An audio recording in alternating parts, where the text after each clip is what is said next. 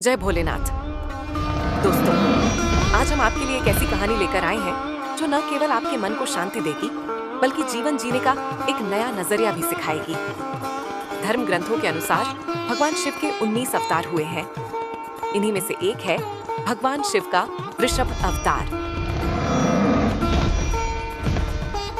जहां भगवान शिव ने कई अवतार दानवों का विनाश करने के लिए लिए थे, वही वृषभ अवतार विष्णु पुत्रों का संहार करने के लिए लिया था।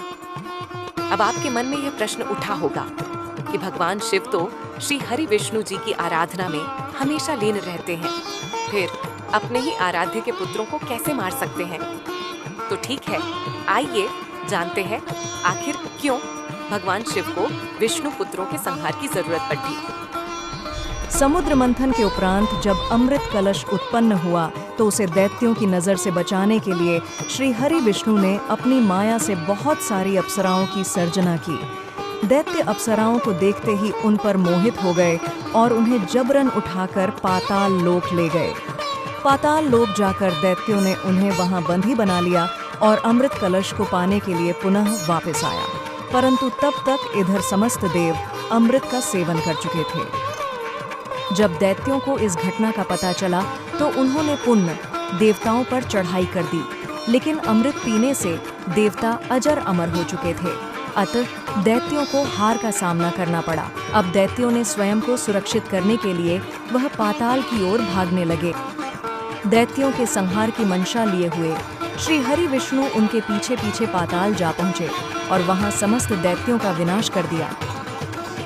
दैत्यों का नाश होते ही अप्सराएं मुक्त हो गईं, लेकिन जब उन्होंने मनमोहिनी मूर्त वाले श्री हरि विष्णु को देखा तो वे उन पर आसक्त हो गईं और उन्होंने भगवान शिव से श्री हरि विष्णु को उनका स्वामी बन जाने का वरदान मांग लिया। अपने भक्तों की इच्छा पूरी करने के लिए भगवान शिव सदैव तत्पर रहते हैं। अतः उन्होंने अपनी माया से श्री हरि विष्णु को अपने सभी धर्मों व कर्तव्यों को भुला दिया और अप्सराओं के साथ पाताल लोक में रहने के लिए कहा। श्री हरि विष्णु अप्सराओं के साथ पाताल लोक में निवास करने लगे। उन्हें अप्सराओं से कुछ पुत्रों की प्राप्ति भी हुई, लेकिन वह पुत्र राक्षसी प्रवृत्ति के थे। अपनी क्रूरता के बल पर श्री हरि विष्णु के इन पुत्रों ने तीनों लोकों में कोहराम मचा दिया। उनके अत्याचारों से परेशान होकर सभी देवतागण भगवान शिव के समक्ष प्रस्तुत हुए व उनसे श्री हरि विष्णु के पुत्रों का संहार करने की प्रार्थना की। देवताओं को विष्णु पुत्रों के आतंक से मुक्त करवाने के लिए भगवान शिव एक बैल यानी कि वृषभ के रूप में पाताल लोक पहुँचे और वहां जाकर भगवान विष्णु के सभी पुत्रों का संहार कर डाला। तब श्री हरि विष्णु आए। आपने वंश का नाश हुआ देख वह क्रुद्ध हो उठे और भगवान शिव रूपी वृषभ पर आक्रमण कर दिया, लेकिन श्री हरि विष्णु के सभी वार निष्फल हो गए। मान्यता है कि शिव व विष्णु शंकर नारायण का रूप थे, इसलिए बहुत समय तक युद्ध चलने के उपरांत भी दोनों में से किसी को भी न तो हानि हुई और न ही कोई लाभ। अंत में जिन अप्सराओं ने श्री हरि विष्णु को अपने वरदान में बांध रखा था, उन्होंने उन्हें मुक्त कर दिया। इस घटना के बाद जब श्री हरि विष्णु को इस घटना का बोध हुआ और तब उन्होंने भगवान शिव की स्तुति की। भगवान शिव के कहने पर श्री हरि विष्णु विष्णु लोक लौट गए।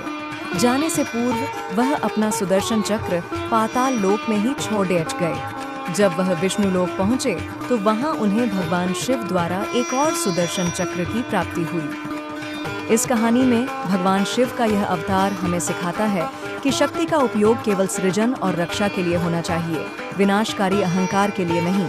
परंतु क्या आप यह जानना चाहते हैं कि सुदर्शन चक्र क्या है?